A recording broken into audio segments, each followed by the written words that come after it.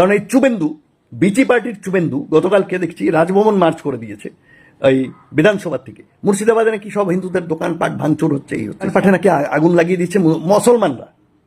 কিচ্ছু হয়নি, একটা দোকানে আগুন দেওয়া হয়নি, একটা হিন্দুর গায়ে হাত পড়েনি, একটা হিন্দুর বাড়িতে একটা ইট পাটকেল পড়েনি মুর্শিদাবাদের কোথাও।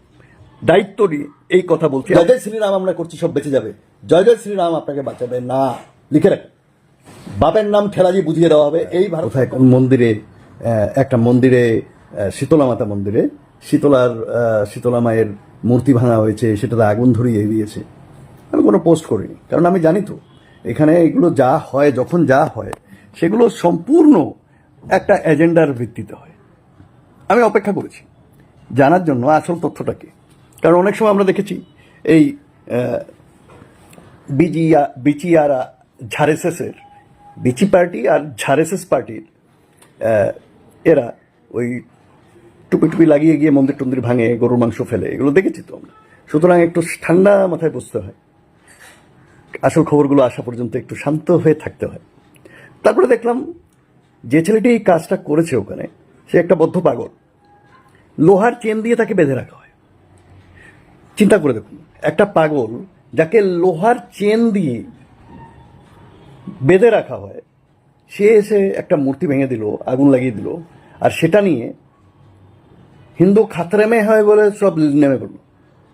আর এদিকে বিচি পার্টির শুভেন্দু না শুভেন্দু, বিচি পার্টির শুভেন্দু, সেও বিধানসভা থেকে শুরু করে একদম রাজ্যপালের এই শুভেন্দু, মানে মতলবটা কি করতে চায়। তারপরে দুদিন থেকে লাগিয়েছে কি মুর্শিদাবাদের কোথায় নাকি দাঙ্গা হচ্ছে, হিন্দুদের দোকান ভেঙে দিচ্ছে, কি করছে, এই সমস্ত। এদের কাছে কোনো এজেন্ডা নেই বাংলায় কি এদের কাছে কোনো এজেন্ডা নেই যে এজেন্ডার উপরে ভিত্তি করে রাজনৈতিক ক্ষমতা দখল করতে পারে এরা? যখনই নির্বাচন আসবে তার আগেই এই সমস্ত শুরু করে দেয়। এই দাঙ্গা ফাঙ্গা লাগিয়ে সমস্ত পশ্চিমবঙ্গে হিন্দু মুসলিমের মধ্যে একটা যাতে বিরূপ প্রতিক্রিয়া হয় এবং একটা দুই সম্প্রদায়ের মধ্যে সম্পর্ক ছেদ হয় এবং সেখানে একটা বিরূপ প্রতিক্রিয়া হয়ে একটা দাঙ্গা হাঙ্গামা হয়ে মানুষের জান মাল ক্ষতিগ্রস্ত হোক, উচ্ছনে যাক রাজ্যটা। এখানে মানে ভারতবর্ষ জুড়েই তো এখন এই সমস্ত চালাচ্ছে এরা। সেই সাথে শিক্ষা দীক্ষার তো কোনো আর বালাই নেই এখন, এইগুলোই করে বেড়াও।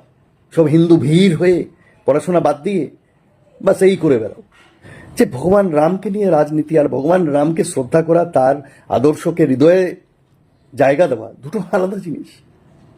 জয় জয় শ্রীরাম বললেই শ্রীরামের ভক্ত হওয়া যায় না, ধার্মিক হওয়া যায় না। আর হিন্দু হিন্দু হিন্দু বলে চেঁচালেই হিন্দুদের কোনো কল্যাণ সাধন করা যায় না। কোথায় কোথায় নেচে কোথায় কি হচ্ছে, কেউ একজন বলল মন্দির ভেঙে দিয়েছে, আপনি লাফিয়ে নামলেন। আর কিছু বললেই বলবে বাংলাদেশে কি হচ্ছে। আরে ভাই, বাংলাদেশটা তোমার দেশ নাকি? এখন এককালে ছিল, এখন নেই ভাই। আস্ত একটা আস্ত যদি হিন্দু হিন্দু করেন, হিন্দু বাঙালি বিদ্বেষী, হিন্দু বাঙালি বিরোধী দল ভারতীয় জনতা পার্টি, তাদের যে দালালগুলো পশ্চিমবঙ্গের রাজনীতি করে, তাদেরকে জিজ্ঞেস করেছেন 2003-এ সিটিজেনশিপ অ্যামেন্ডমেন্ট অ্যাক্ট কে এনেছিল? নাগরিকত্ব সংশোধনী বিল কে এনেছিল? জিজ্ঞেস করেছেন এই হিন্দুবিদদের? আজ পর্যন্ত আপনাদের মাথায় ঢোকেনি? আপনাদের মাথায় ঢুকে যায় জয় জয় শ্রীরাম। জয় জয় শ্রীরাম হিন্দু বাঙালিদের রক্ষা কবচ নয়। আমি বারবার বলেছি, আপনার রক্ষা কবচ নয়, এটা হিন্দি বলয়ের রক্ষা কবচ। হিন্দু বাঙালি ছাড়া আর যত হিন্দু আছে তাদের রক্ষা কবচ হতে পারে, আপনার রক্ষা কবচ এটা নয়।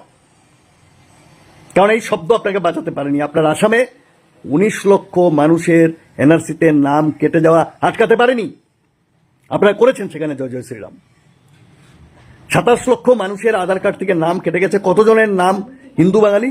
আপনারা ওটা হিসেব করে বের করে আমাকে জানাবেন।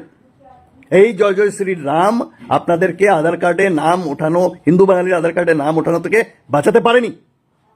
এই সত্যটা আপনারা এখনো স্বীকার করে নিন, সময় আছে, স্বীকার করে নিন। এখানে হিন্দু মুসলিম, সেখানে হিন্দু মুসলিম, ওখানে হিন্দু মুসলিম, এর বাইরে এদের কাছে কোনো এজেন্ডা নেই। মহাকুম্ভে কতজন চলে গেল স্বর্গে? কি বলা হচ্ছে? ওই কি ভাগেশ্বর দাম বাবা না কি সব পাখণ্ডী অর্থবিশ্বাস, অন্ধভক্ত এবং অন্ধবিশ্বাস, এই সমস্তকে চাগার দেওয়া হয়েছে গত 14 বছরে। এরকম বাগেশ্বর ধামের মতো 1000টা ধাম জন্মেছে। যেখানে নাকি গেলে পরে কোনো চিকিৎসার দরকার হয় না, ওই সব বলে দেয় এবং ফু দিয়ে দেয় আর সব হয়ে যায় ঠিকঠাক। সেই ভাগেশ্বর ধামের ভাগেশ্বর, মহাভাগেশ্বর, সে বলছে কুম্ভে মরলে মোক্ষপ্রাপ্ত। তো ভাই তুই কেন মোক্ষপ্রাপ্ত হলি না? তোর কাছে তো 114 বছর পরে এসছে এই মহাকুম্ভ, তোর কাছে তো মহামোক্ষপ্রাপ্ত জায়গা ছিল। তা তোর ব্যবসা বন্ধ হয়ে যাবে, মোক্ষপ্রাপ্ত হয়। এই সমস্ত এরা হিন্দু রাষ্ট্র করবে, হিন্দু রাষ্ট্র করে হিন্দুদের মোক্ষপ্রাপ্ত করাবে এরা এইভাবে। পশ্চিমবঙ্গের মাটি থেকে নির্মূল করুন বিজেপিকে। আর তাদের এই গদি মিডিয়া, একটা রিপাবলিক বাংলা আছে, এর যে মাথায় বসে আছে সে হচ্ছে মহা হিন্দু বাঙালি বিরোধী একটা লোক।